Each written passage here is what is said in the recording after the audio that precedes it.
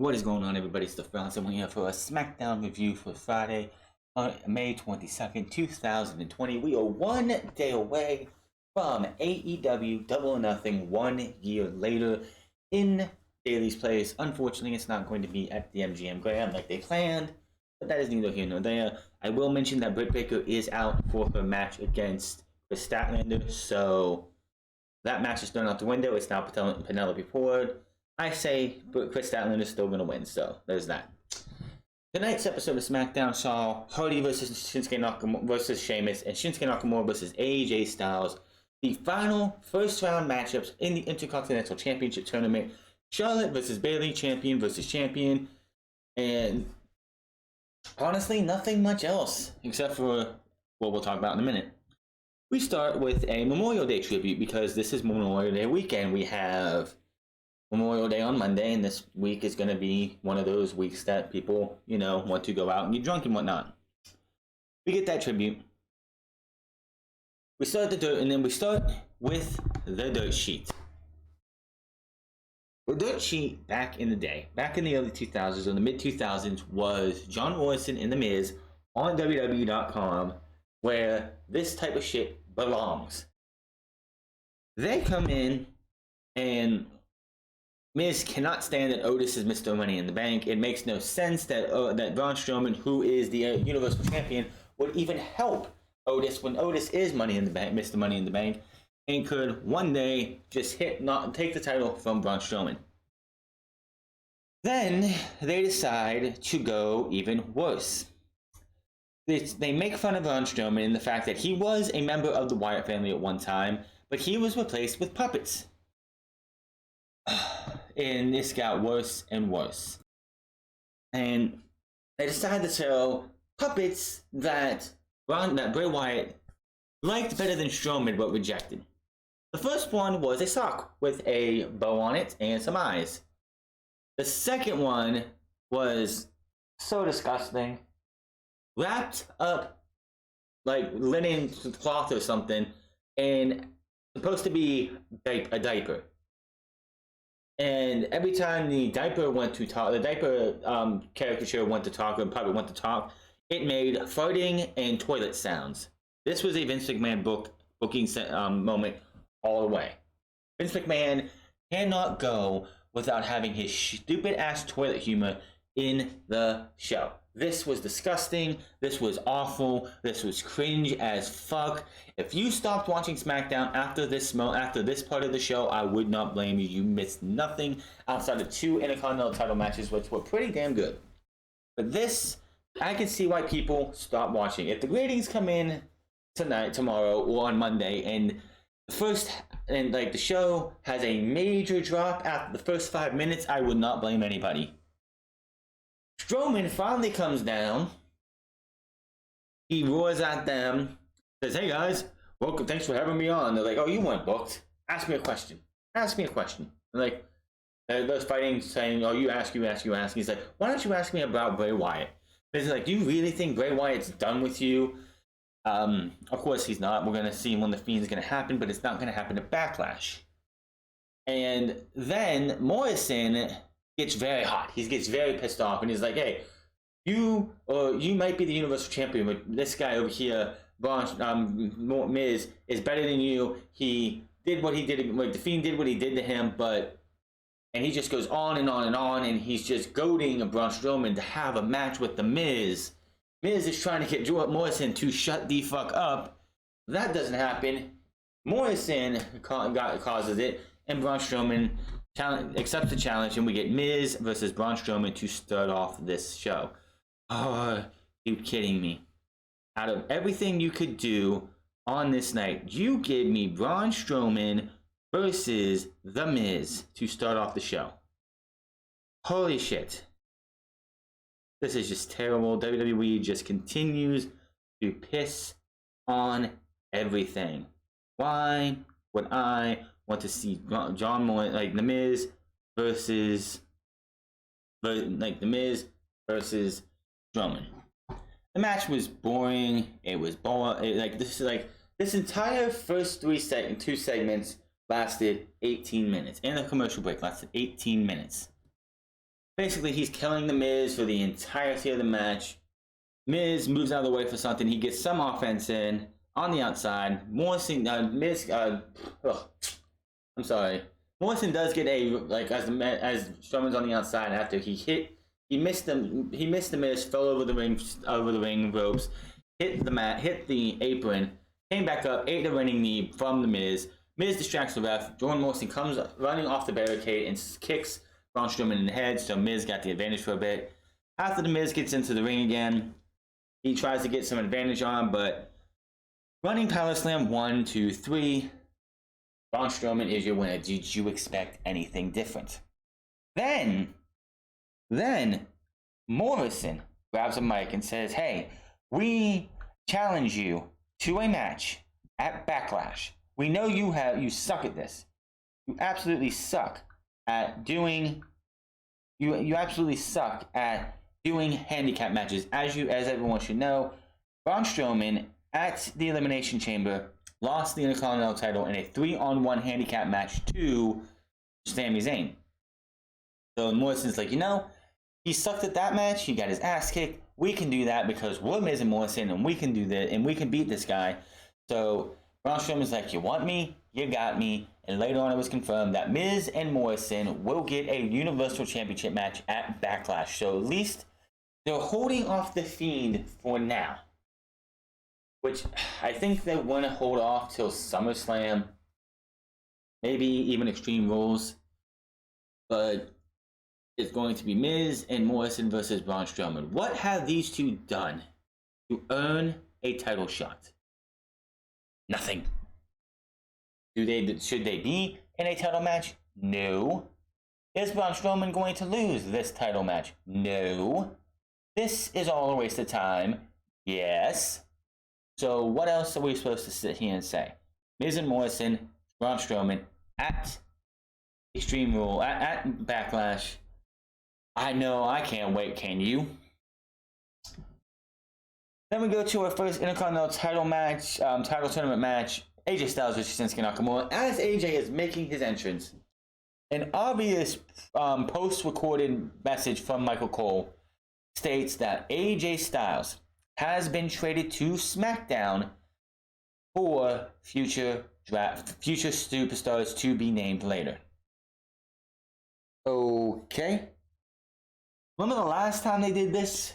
Nikki Cross and Alexa Bliss, for whatever reason, got drafted separately to Monday Night Raw, which made no sense.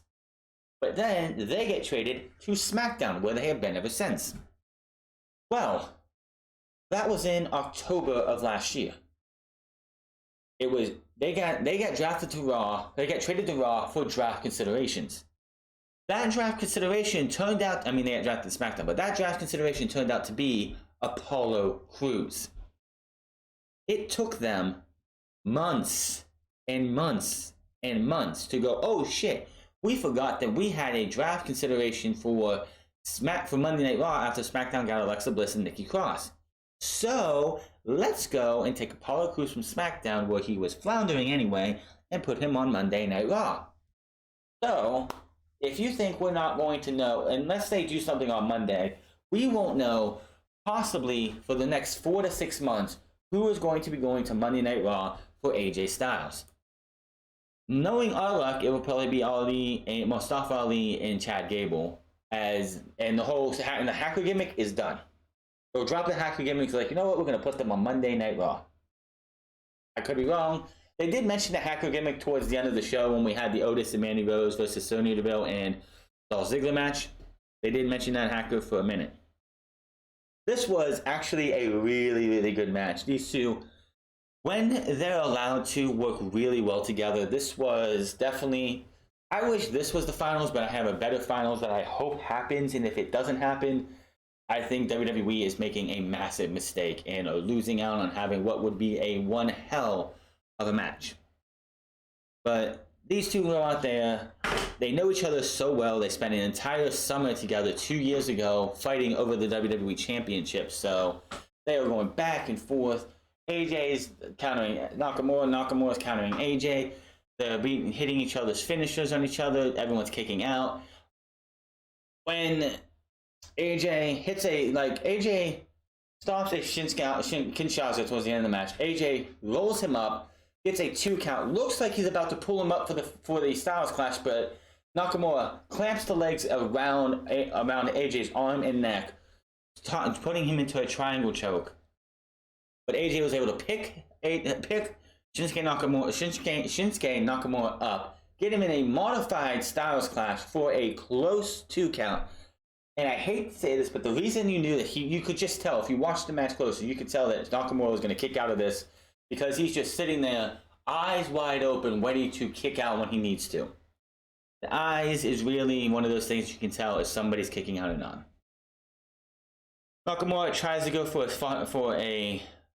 Kinshasa while AJ is on the ropes. AJ stops that, hits a phenomenal forearm. 1, 2, 3. AJ Styles moves on to take on Elias. Not really a match I'm looking forward to seeing, but I guess it's better than Baron Corbin versus AJ Styles. Again, AJ is now officially back on SmackDown. AJ was on Raw for about a year, maybe a little bit more, like a little bit over a year. Outside of his match with Seth Rollins, which wasn't the greatest match last year, but it was not a bad match either, AJ just never felt right on Raw.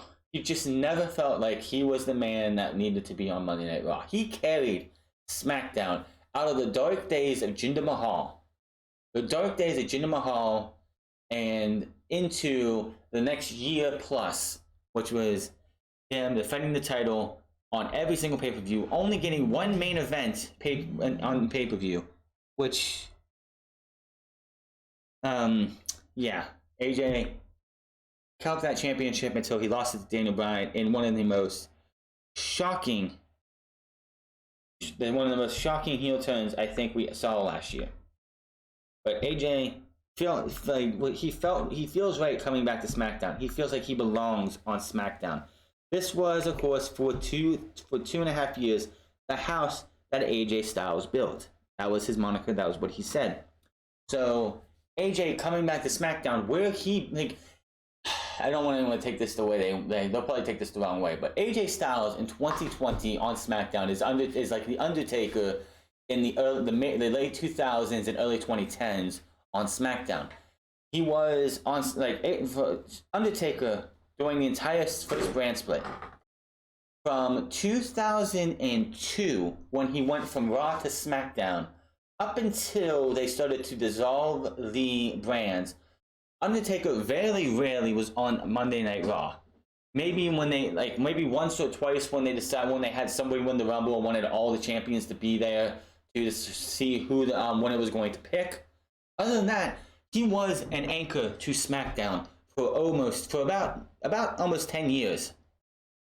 AJ to me feels like feels like he should be and should have been the anchor to SmackDown.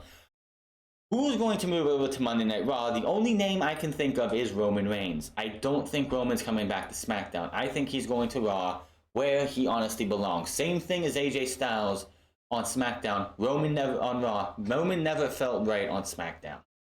I know they wanted to move Roman to SmackDown, but give him a no fresh coat of paint, and they wanted him for Fox. It just never felt right. I could be totally wrong. I guess, again, this is future draft consideration of future stars to be named later, so it could be Monday, it could be a week from now, it could be the night after Backlash. We don't fucking know. Again, Apollo Crews was moved to Monday Night Raw a month and a half, 2 months ago or so, 2 or 3 months ago or so, because he was the consideration for Alexa Bliss and Nikki Cross last year. So they don't have to tell us now. They can tell us 2, 3, 4, 5, 6 months from now. But AJ's back on SmackDown where he belongs. Charlotte versus Bayley, but before we get to that, Bayley is in the back. She's stretching. She's getting herself ready. Sasha Banks is like, I got a good idea for the night. And Bayley's like, hold on, sis. I don't want you out here for my match tonight. Banks was like, what? What? Bayley puts it this way. There are people out there talking and they're saying, I can't win without you. I can't win without you. So I'm going to go do this to prove the haters wrong. Not because what Charlotte said last week, I didn't listen. I know you didn't listen, but I want to prove those haters wrong. So she says, Banks, I know you always got my back. And then she goes out to have her match with Charlotte Flair. I could give no fucks about this match. Charlotte Flair is a ratings decreaser. She is a ratings vampire. She sucks out the ratings and drops them away. Bayley is doing pretty well as this heel. She has come into her own as a heel. The babyface that she was a year ago at this time had died at death, except for here and there. So Bayley being this heel has been great, but Charlotte Flair cannot lose that NXT championship soon enough. And then on top of that, before we get to this match or anything, later on in the show, WWE puts an advertisement out for Monday Night Raw. On Monday Night Raw, Nia Jax, Natalya, and Charlotte Flair will be in a triple threat match. The winner faces Asuka at Backlash. Where's Shayna Baszler? Why is Shayna Baszler not in that shot? Why is Charlotte Flair a champion of NXT even on Monday Night Raw still? Why is she getting a shot to get a chance to face Asuka at Backlash? I'm surprised she didn't beat Bayley tonight, because then WWE could have had her at Backlash facing Bayley and Asuka and win all 3 championships, so they could say Charlotte Flair is the greatest woman of all fucking time, which is total bullshit, and you all know it. Does anyone else see a fucking problem with this? Charlotte Flair is allowed on NXT. It's not part of brand invitational because she's the NXT Women's Champion. By the way, at In Your House, NXT TakeOver In Your House, it's going to be Charlotte Flair versus Rhea Ripley versus Io Shirai for the NXT Women's Championship. Charlotte Flair must lose to either Io or Rhea. Me, preferably, Io Shirai, because Io Shirai should get her just due. She hasn't had the NXT Women's Championship yet. She is way past due for an NXT Women's Championship reign. It needs to happen. And the only reason they do a triple threat match is so Rhea could beat Io, or Io could beat Rhea without Charlotte Flair having to be involved. But again, does anybody see what's wrong with this? Why is Charlotte Flair, who is a champion right now, getting the opportunity to win a number 1 contendership to go up against another champion? And on top of that, why is Natalya, who for the last 2 weeks has been getting her ass kicked by Shayna Baszler in this match, does throwing a tantrum now get you a number 1 contenders match? Are you fucking kidding me? Give me a fucking break. Nia Jax can try and hurt her opponents. She gets a number 1 man, it must be nice to be related to Dwayne The Rock Johnson, because, man, she gets favored as just as much as Charlotte Flair. I'm really surprised she isn't a multi-time women's champion. God, WWE are just so fucking stupid. That match cannot have a finish. Backlash, you still have another, 2-3 weeks to go before that show? Shayna Baszler, if Shayna Baszler does not get involved with that match and waste every single woman in that match because she's being slighted, she beat Natalya the last 2 weeks decisively. And she's nowhere near a number 1 contendership, but Natalya is? Are you fucking kidding me?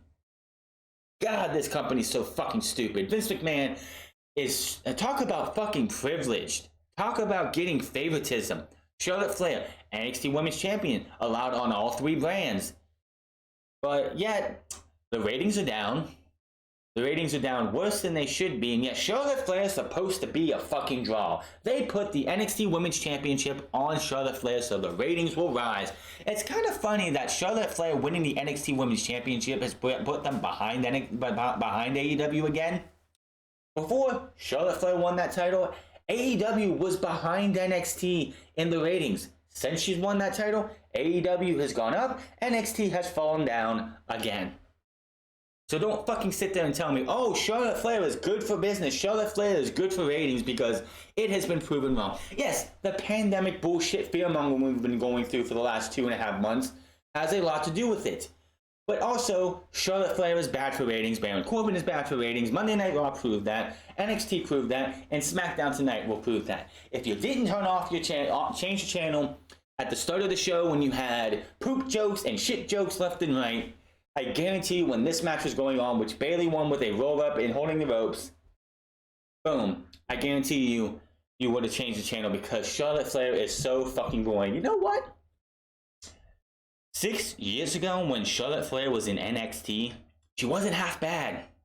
She wasn't coattailing off her father completely. Yes, she's been using a remix of her father's music since the start, but that's the only thing she was taking from her father. And of course, she took the figure 4 and made it into the figure 8, which was fine. But she also had the natural selection, which is her own move that she won more matches with than you see nowadays. It's all, we gotta have her use the figure 8. The natural selection has become a setup move. Like, Charlotte Flair 2014 is superior to Charlotte Flair 2020. That's just my opinion. You don't like it, fuck off. And then we go into Otis and Mandy Rose versus Ziggler and Sonya Deville. This match has been building for months. This all started back in February when Otis, well, it's actually started with Otis and Mandy Rose back in NXT when Otis has been like affection, like he's had an what is it called? What's that word we're looking for? An infatuation with Mandy Rose. He's had that since NXT, been calling her his peach for years. And then Mandy suggested it should be a storyline. And it's been in WWE kayfabe storyline. This started in February. Well, started in Christmas actually when Otis was given a ham by Mandy because she got him in the Secret Santa. He gave her some of her mother's fruitcake, which obviously was bought from a store because that's a store-bought fruitcake.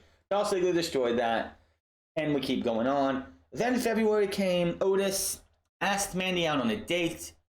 She was busy the first Friday of February, but she was going to be available for Valentine's Day. And we went from there. Otis got his heart broken because of Sonya Deville and Dolph Ziggler. And the Friday before WrestleMania, it was discovered by the hacker hackers that Sonya Deville and Dolph Ziggler conspired against Mandy Rose and Otis. WrestleMania happened. Otis got the girl.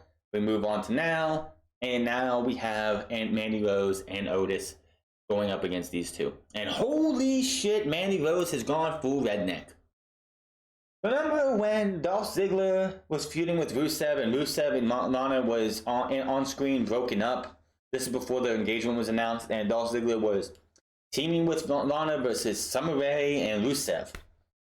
And Lana went from business suit casual to jean shirts, like jean everything. That is exactly what Mandy Rose did here. She's got these short shorts that are cut off so low that like there's not much of the imagination left. Jean jacket, jean top. She's gone completely redneck. Like, holy shit. Even Corey Graves was like, I don't even know who the hell that is anymore. But Mandy Rose was in this match majority of the time because early on, Dolph Ziggler sends Otis careening into the steps. She checks on him. She asks if he's okay. He's like, you need to get back in there. They go to commercial break. They come back. And Sonya Deville is just dominating Mandy Rose. Mandy Rose eventually tags in Otis. He's a house of fire for a bit. He's getting on to Dolph Ziggler. But before he can try and do the worm, Dolph Ziggler tags in Sonya Deville. So Mandy Rose comes in. She is a house of fire to Sonya Deville. They're fighting in the ring. On the outside, Otis and Dolph Ziggler are fighting on the outside, away from the ring. So when Sonya Deville gets the upper hand and hits the running knee to the back of Mandy's head, Otis is being held back by Dolph Ziggler so he can't break up the pin. And Mandy Rose and Sonya Deville and Dolph Ziggler are your winners. Not a bad match, not a great match. I would say Sonya Deville has come into her own in this entire storyline. I know if WWE broke up Fire and Desire at any other time, Sonya Deville would have been an afterthought. She would have been gone. We would have never heard from Sonya Deville again. And then Mandy Rose would have went on to be whatever they wanted her to be. But this was the perfect time and the perfect way to break them up because you have Sonya Deville cutting good promos. They're not the all-time great promos. You're probably going to forget them a week later, or you probably forgot them by now. But she's at the time she's cutting decent to good promos. The match, Sonya Deville is just coming out of this as a breakout star in this. Will it lead to anything when this is all said and done? Probably not. She'll probably still be an afterthought because Vince McMahon likes big boob blonde women, and she's not blonde. So after the match, Sonya gets out of the ring. Otis checks on his peach, and Dolph Ziggler comes back in. Kick to the head. They're both left laying. Sonya Deville and Dolph Ziggler leave as in triumph. Sheamus versus Jeff Hardy for the Intercontinental title tournament. This was your main event. Before that, we saw a graphic for Shad Gaspard's untimely passing. We will talk about that on Sunday. I'm not going to get into that here, but Triple H did mention in an interview that he had, I believe, yesterday, that they were going to pay tribute to Shad Gaspard tonight. You did a graphic. That was it. I mean, the guy died a hero, saving his son. The guy has been known as doing heroic things and being a great guy outside of the ring and inside WWE. You could have won with a video package. Maybe they're setting up for Monday. Maybe they're gonna have people sit down and give their thoughts on the guy, and we're gonna get it on Monday. If they don't, then they're fucking stupid. The guy Shad Gaspard deserves better than that. At least they gave him a graphic. AEW didn't do shit, but I understand why AEW didn't do anything because he never really worked for them. So I can see why they did that. Only having JR, who's called many of his matches in WWE, mentioned something about it during MJF's match. But yeah, Shad Gaspard, rest in peace. We'll talk about that and what I think about it all on Sunday. Like I said, Jeff Hardy versus Sheamus for the Intercontinental title. They did mention how Sheamus has never been an Intercontinental champion and Jeff Hardy has been a 4-time Intercontinental champion. And unbeknownst to everybody, Jeff Hardy has won every single championship in the Attitude Era and the WWE in the current era we're in, except for the World Heavyweight Championship. Oh, I'm sorry, no, he didn't. Never mind. Scratch that. The only title Jeff Hardy has not won in his entire career is the Universal Championship. Every single title that WWE has had since 1999 to now, with that Universal title, Jeff Hardy has won it. 4-time U.S. Intercontinental Champion. He's, I believe, a 1-time United States Champion, which he won 2 years ago from Jinder Mahal. Multiple-time Tag Team Champion of every variety. WWE Champion 1 time. 2-time World Heavyweight Champion, if I'm correct. And just, multiple-time Hardcore Champion. 1 or 2-time European Champion. 1 or 2-time, I think that's it. Oh, and yeah, he won the Light Heavyweight Championship too. So Jeff Hardy is one of the most decorated champions in all of WWE history. The most decorated for winning every title but that blue belt. And I guarantee you, if he plays his cards right, he will win that blue belt before it's all said and done. This match was not as good as AJ versus Shinsuke Nakamura. That was the best match of this night. And it's, to me, tied with Gulak versus Daniel Bryan. I'm sorry. Daniel Bryan versus his training partner because Gulak doesn't exist in WWE anymore. Even though he was on the graphic and they have no choice but to keep him on the graphic.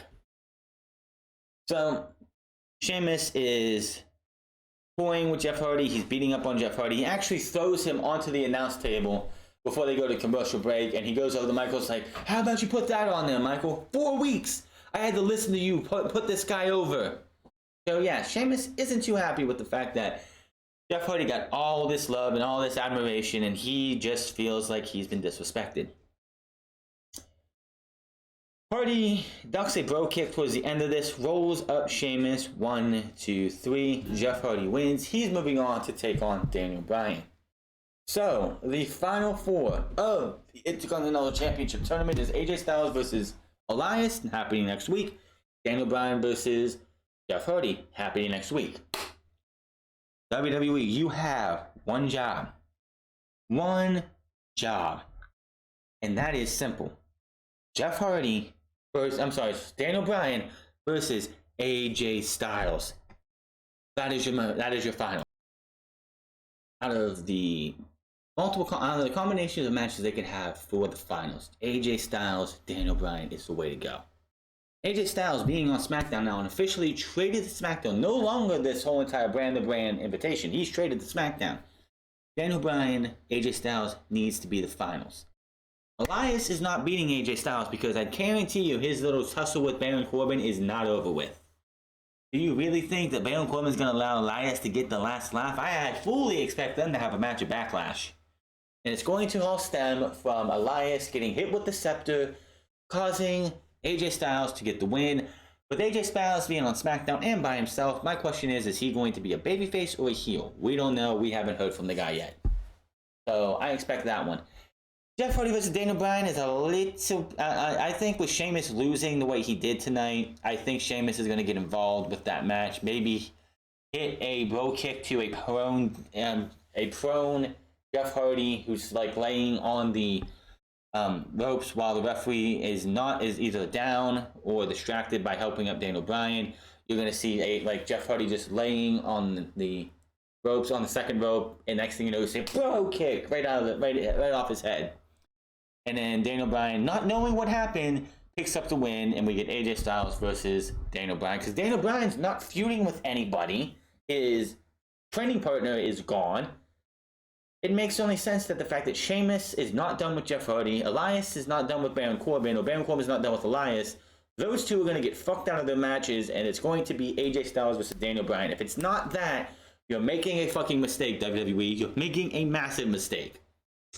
So that is your SmackDown review for May 22nd, 2020. Hit that subscribe button, comment down below, like or dislike this video. Find me on Twitter at The France Club. Find me on twitch.tv/The France Club. And I will see you guys tomorrow for AEW Double or Nothing review.